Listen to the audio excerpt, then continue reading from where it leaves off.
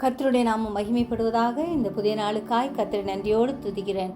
இந்த புதிய நாளின் தியானத்துக்காய் எடுத்துக்கொண்ட வசனம் 2 தீமோத்தேயு 1 அதிகாரம் 7 வசனம்.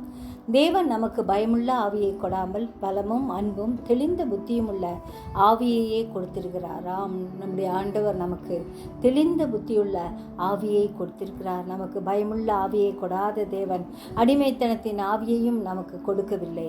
அப்பா பிதாவே என்று கூப்பிட பண்ணுகிற புத்திர ஸ்வீகாரத்தின் ஆவியை நமக்கு கொடுத்திருக்கிறார். எனவே அவர் நாமத்தினாலே நாம் எதை கேட்டாலும் அதை நமக்கு கொடுக்கிற தேவன். அவர் நம்மோடு கூட இருக்கிறார். நம் தேவனுடைய ஆவியினாலே நடத்தப்பட்டோம் என்று சொன்னால் நாமே தேவனுடைய புத்திரர்கள்.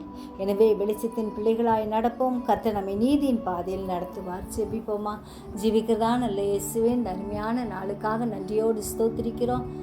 எங்கள் ஒவ்வொருவரையும் உடைய கரத்தில் வெறுமையாக்கி ஒப்பு கொடுக்குறோம். ஆண்டவரே, நீர் எங்களுக்கு பயமுள்ள ஆவியை கொடாமல் பலமும் அன்பும் தெளிந்த புத்தியுள்ள ஆவியை தந்திருக்கிறபடியால் ஸ்தோத்திரிக்கிறோம்.